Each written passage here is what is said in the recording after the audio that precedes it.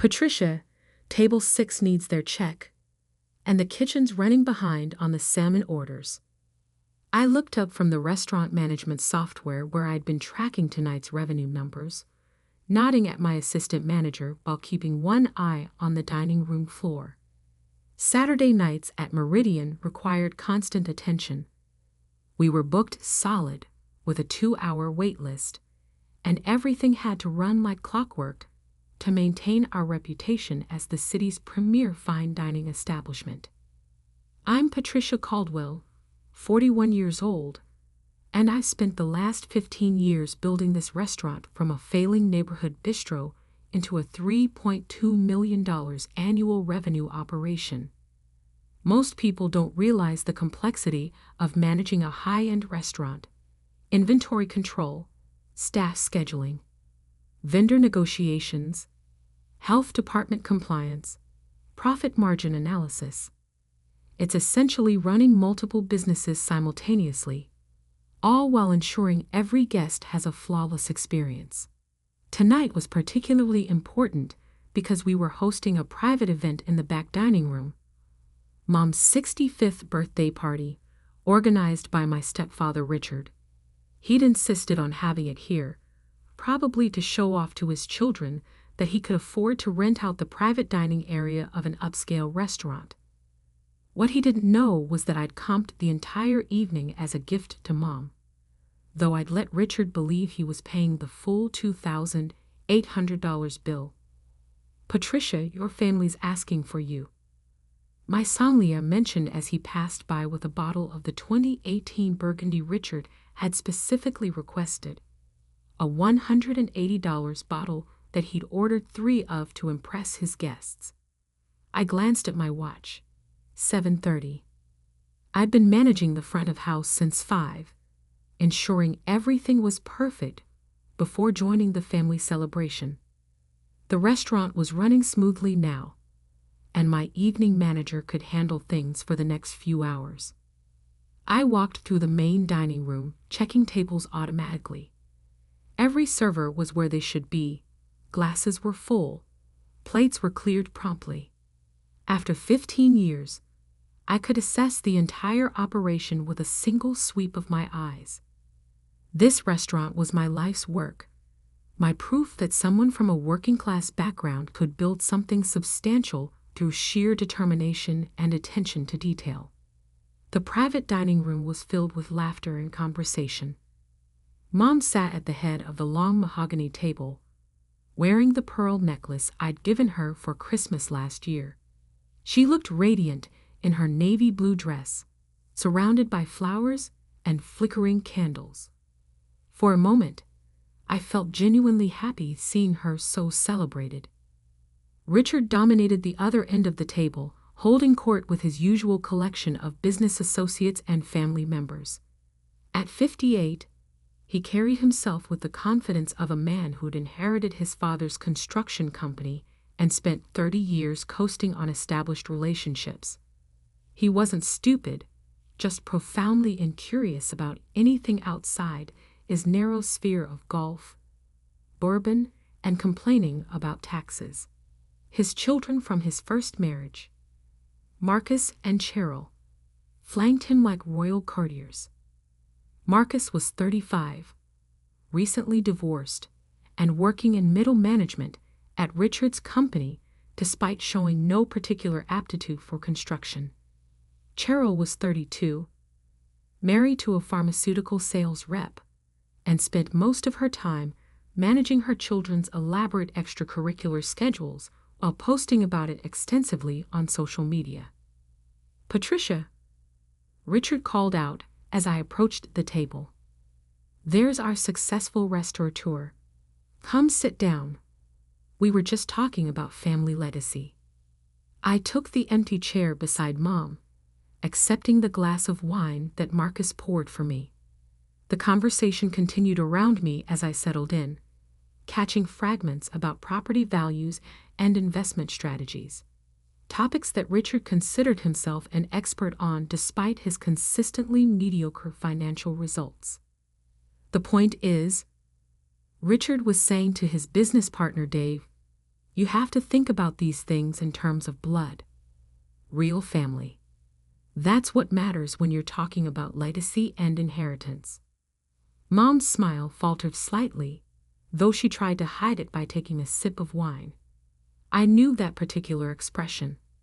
The one she wore when Richard said something that bothered her, but she didn't want to cause a scene. Blood is thicker than water, Cheryl agreed, raising her glass. Family takes care of family. Exactly, Marcus chimed in. That's why Dad's been so smart about structuring his estate planning, making sure everything stays in the bloodline.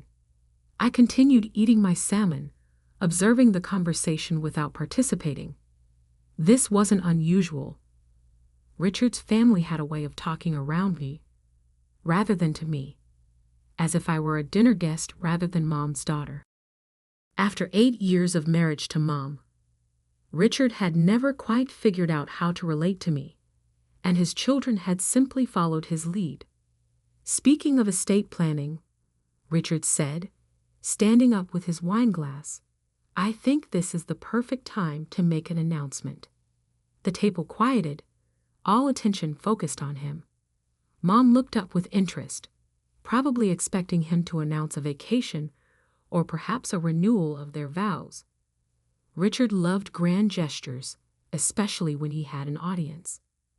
As most of you know, Linda and I have been working with our attorney to update our wills and estate documents. It's important to have these things properly organized, especially at our age. He paused for effect, clearly enjoying being the center of attention. We've made some important decisions about inheritance and family legacy. From now on, only real family, blood family, will have inheritance rights to our estate. The room erupted in applause. Marcus raised his glass enthusiastically, Cheryl clapped her hands together, and Dave nodded approvingly. Richard's business associates murmured approval about the wisdom of keeping wealth in the bloodline.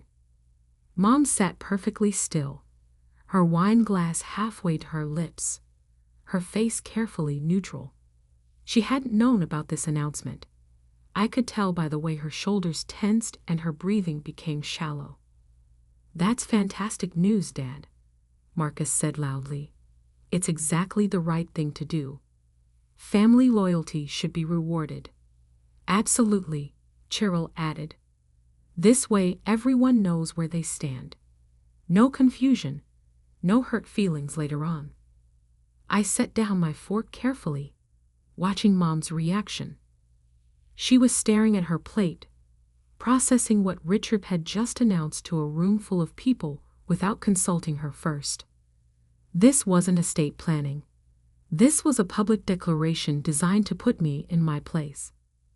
Richard, Mom said quietly, perhaps we should discuss this privately later. Nothing to discuss, honey. We agreed on this weeks ago. Remember? When we met with the attorney.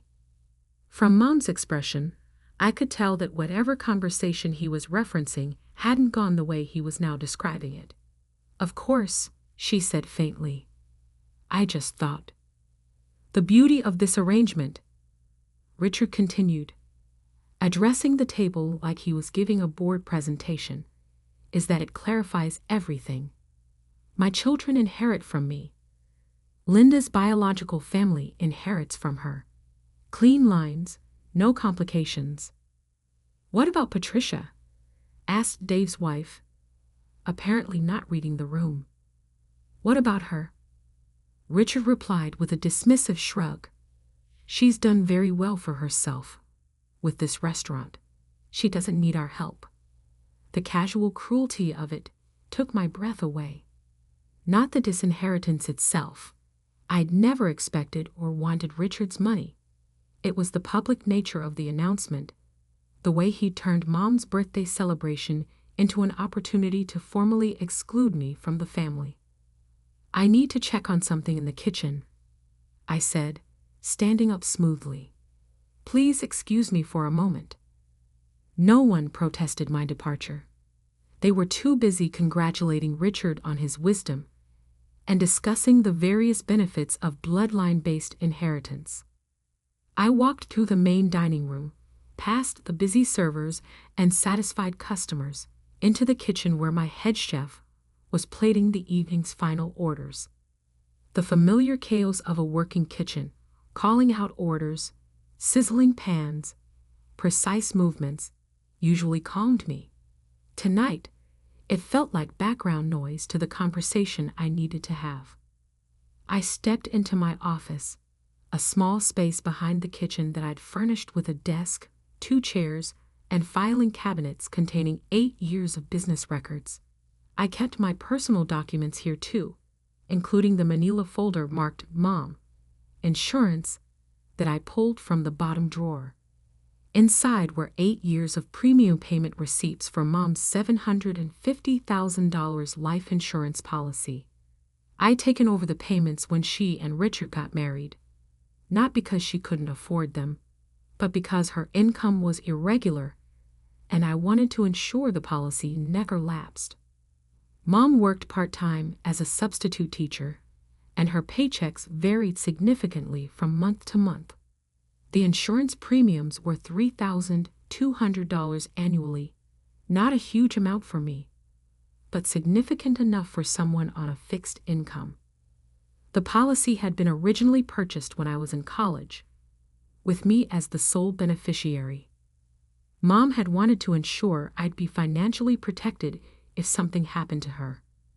When she married Richard, she'd mentioned updating the beneficiaries, but had never followed through with the paperwork. I'd been sending the premium payments directly to the insurance company for so long that she'd probably forgotten I was still listed as the only beneficiary. I picked up my office phone and dialed the insurance company's customer service line. It was Saturday evening, but their phone system operated 24 hours per policyholders.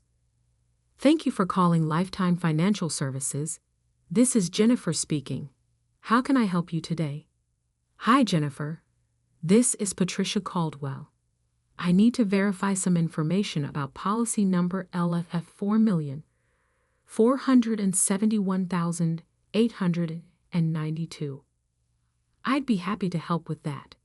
Can you please provide the last 4 digits of the policyholder's Social Security number?" I recited Mom's Social Security digits, along with my own information as the designated contact and premium payer. "Thank you. I see you're listed as both the beneficiary and the authorized contact for premium payments. What information did you need to verify?"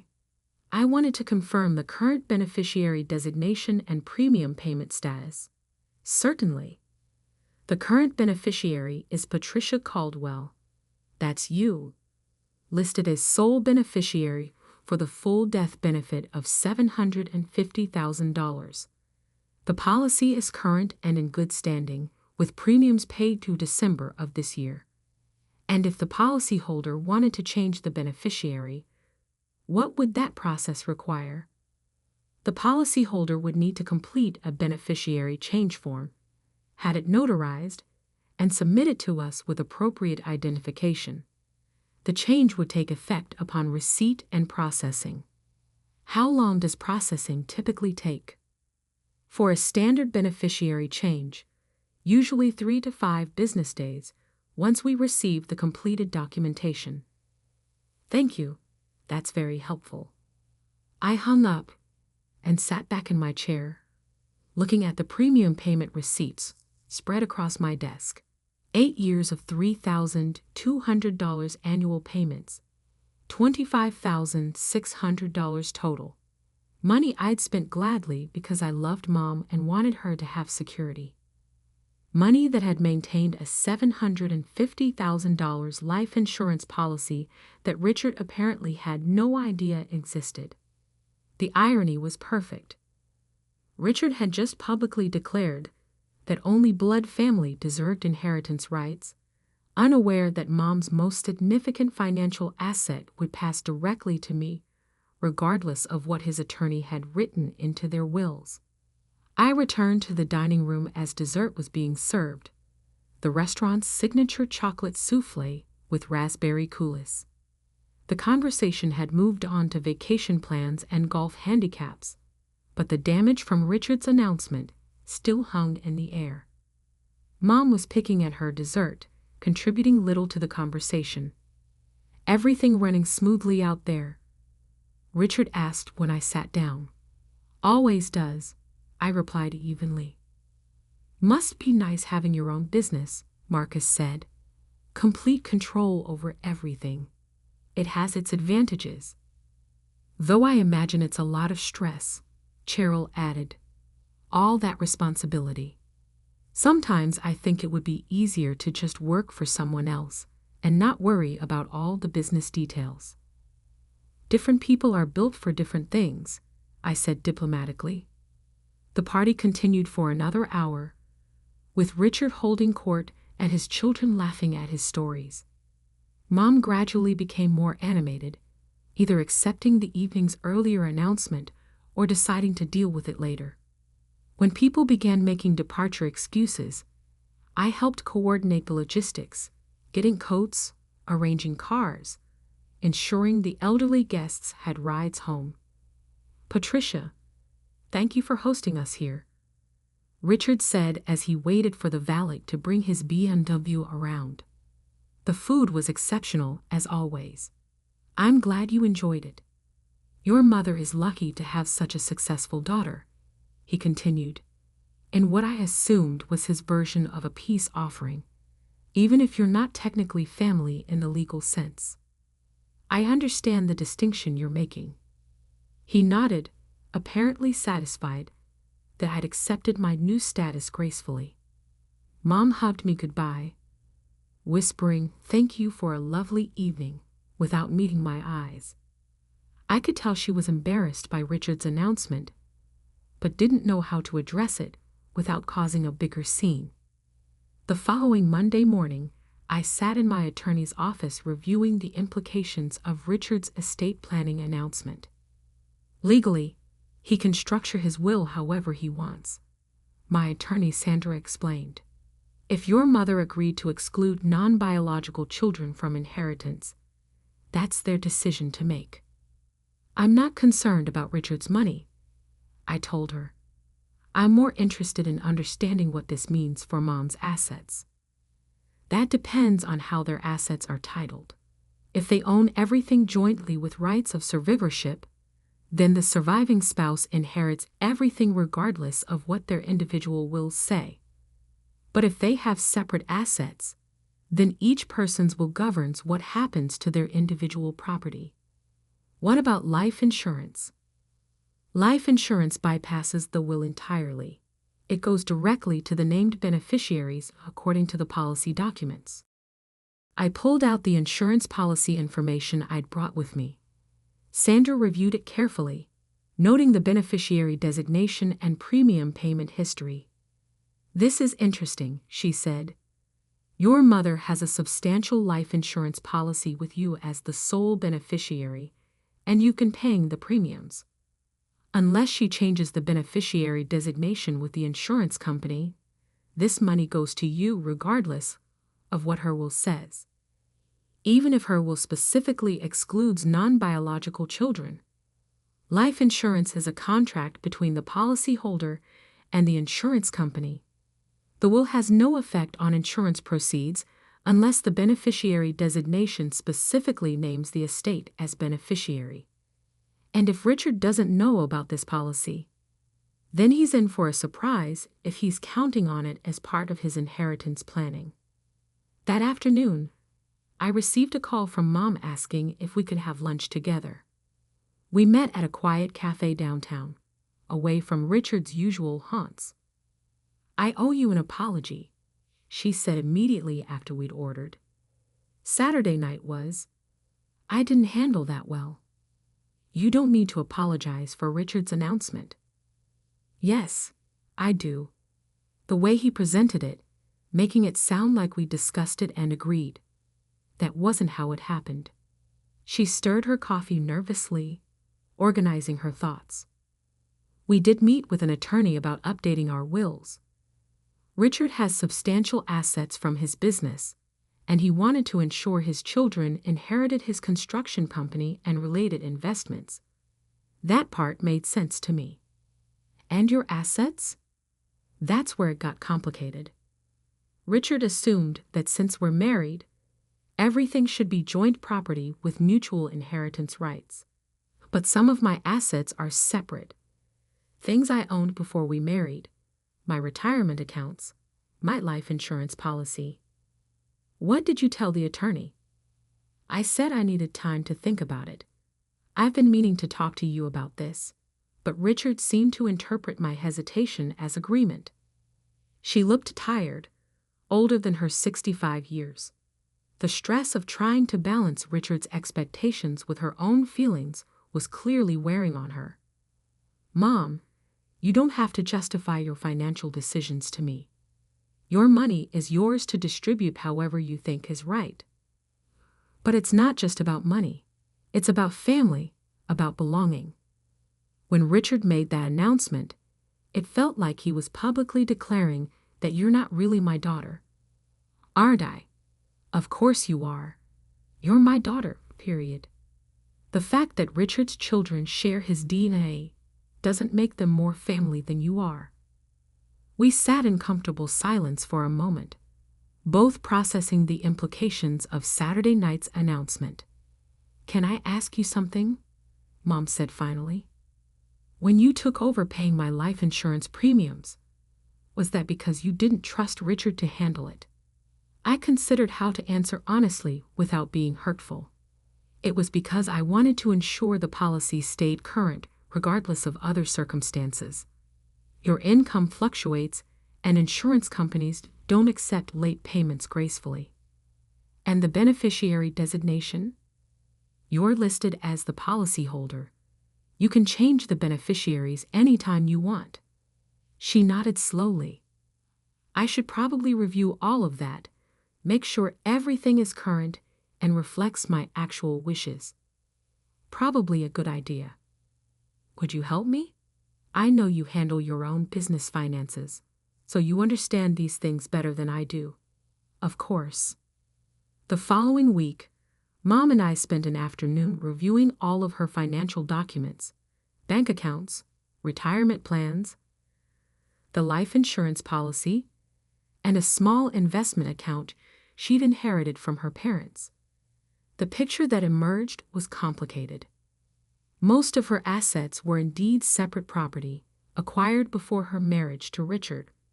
Her teacher's retirement account, the life insurance policy, and the investment account were all in her name only. The house she and Richard lived in was jointly titled, as were their checking and savings accounts.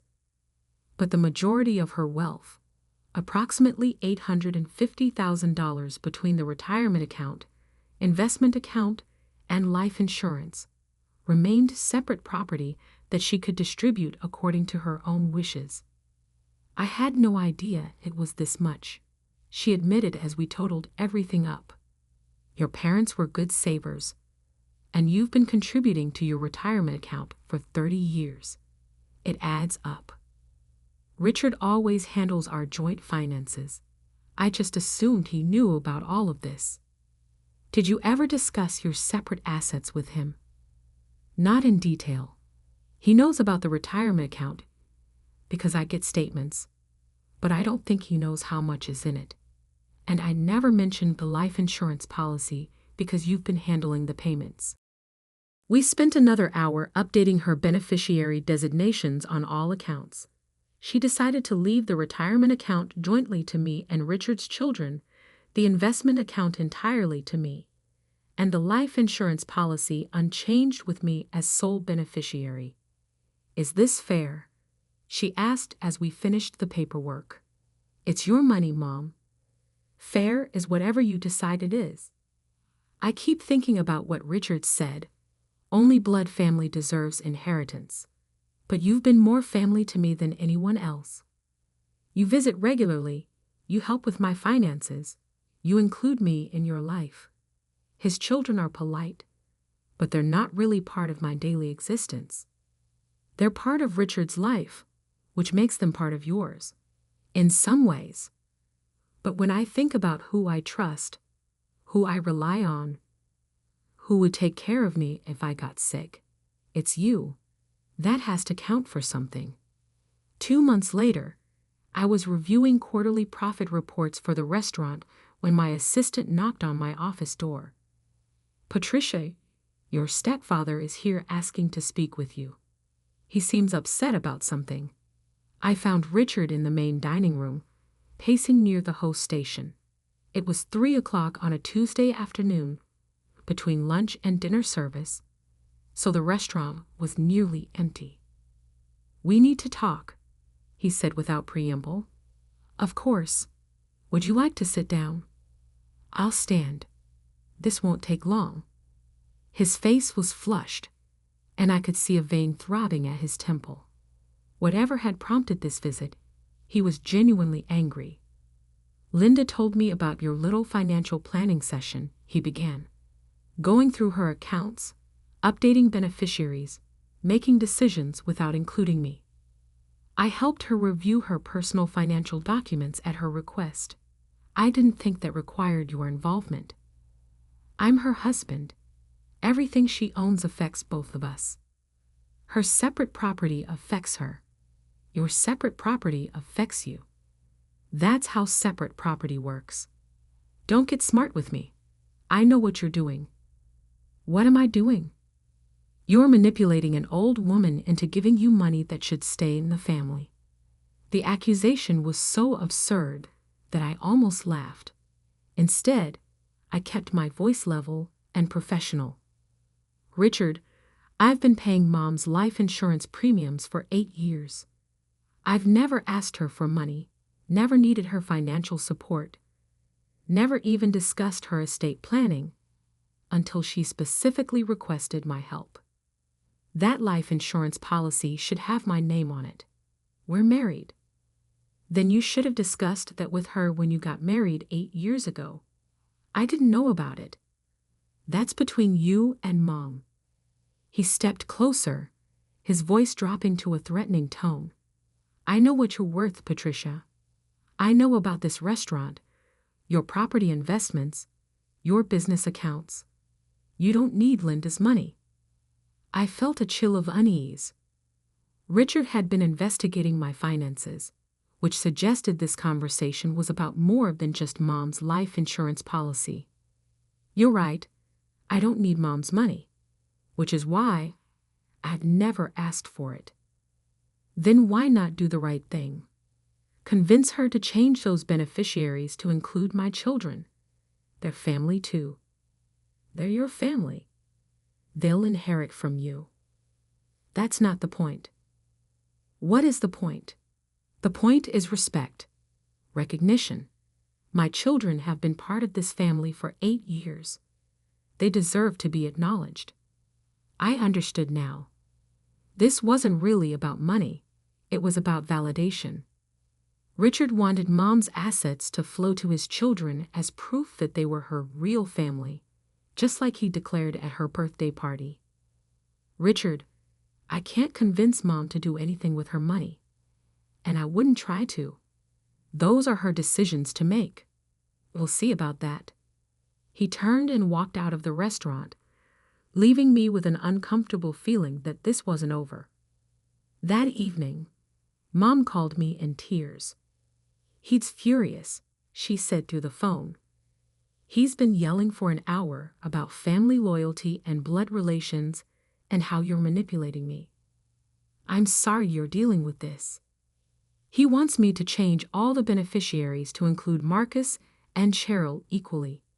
He says it's only fair since we're all one family now." "What do you want to do?" "I don't know. I love Richard, but I feel like he's trying to control decisions that should be mine to make. And his children, they're nice enough, but they're not my children.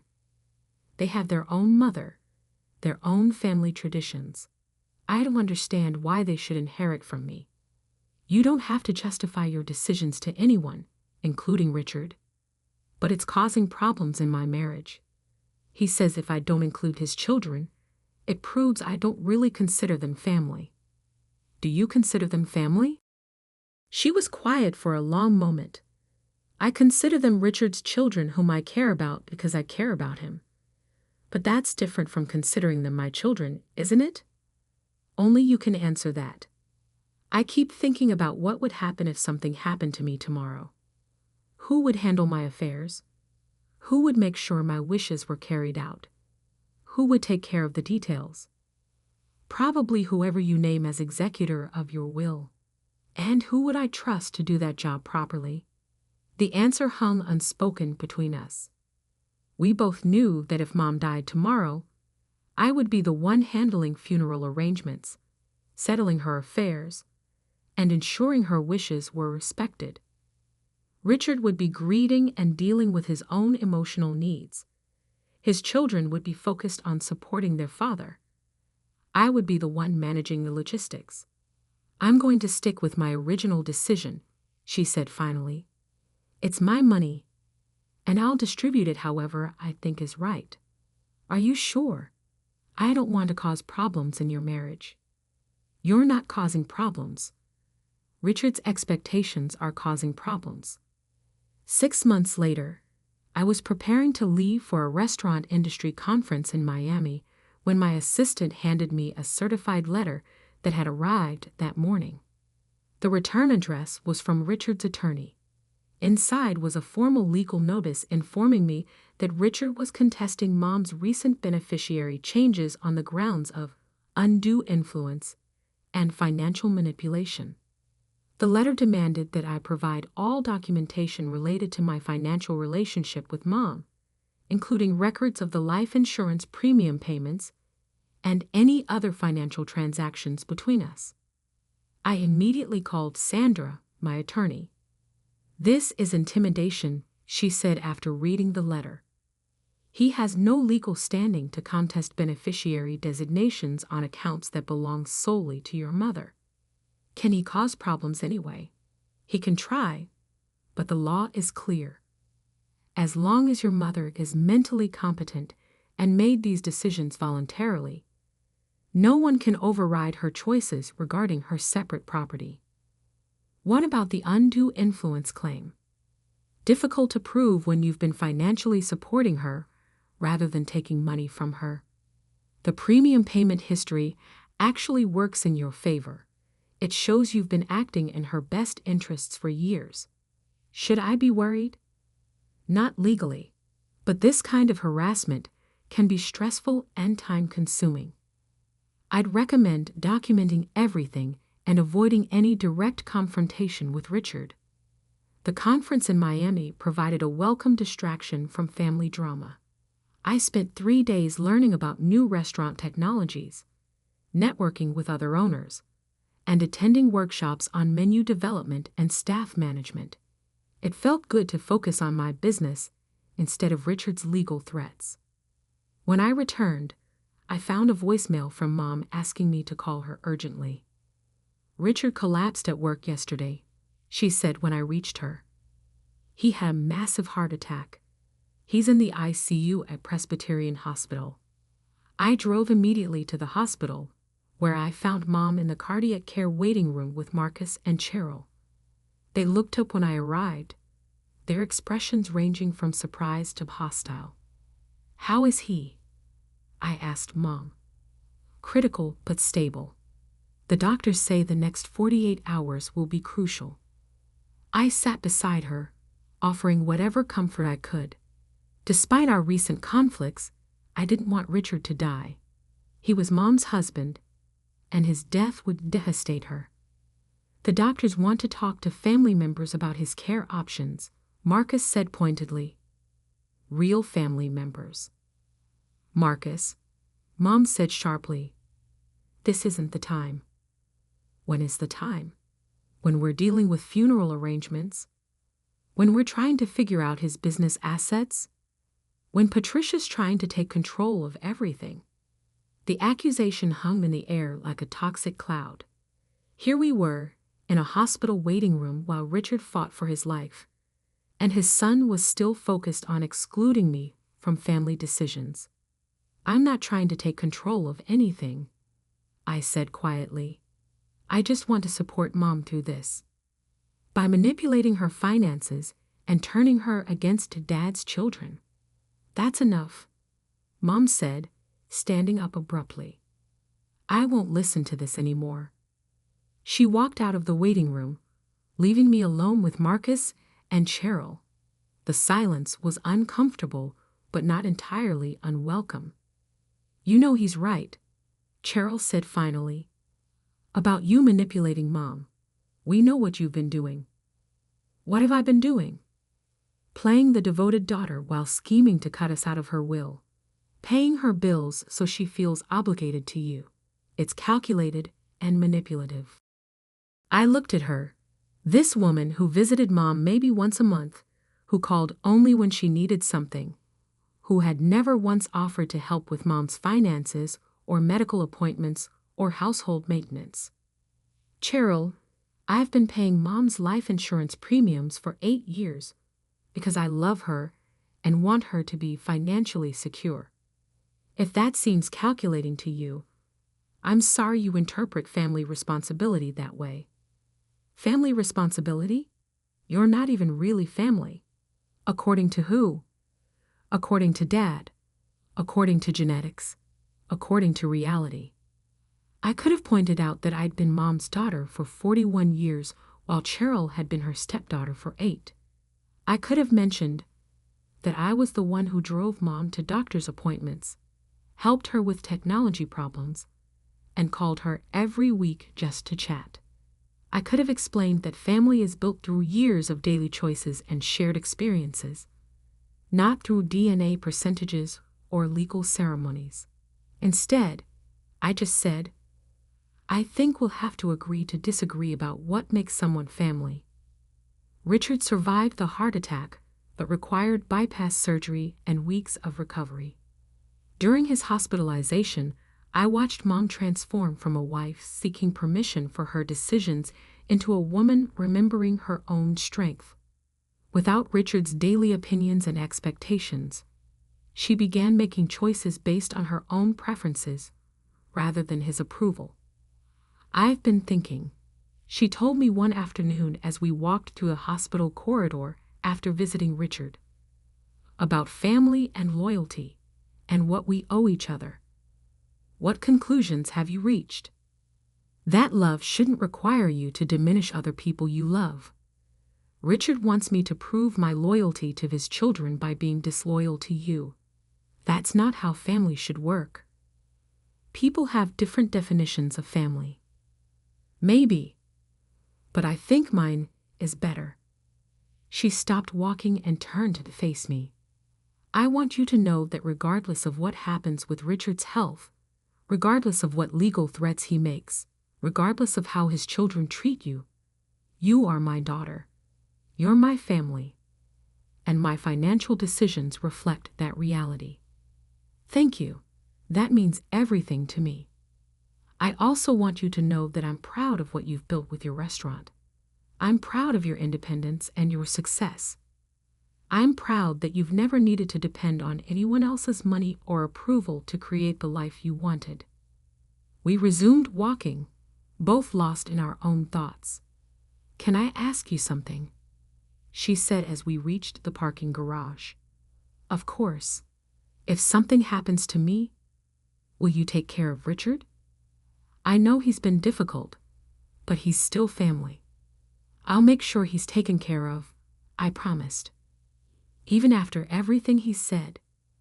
Family takes care of family, even difficult family.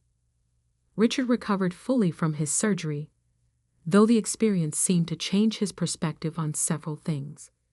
He never formally apologized for the legal threats or the accusations about financial manipulation, but he stopped making them. Perhaps facing his own mortality had given him different priorities. Marcus and Cheryl remained distant, continuing to view me as an outsider who had somehow stolen their rightful inheritance. But they were civil during family gatherings, and that felt like progress. Mom's beneficiary designations remained unchanged.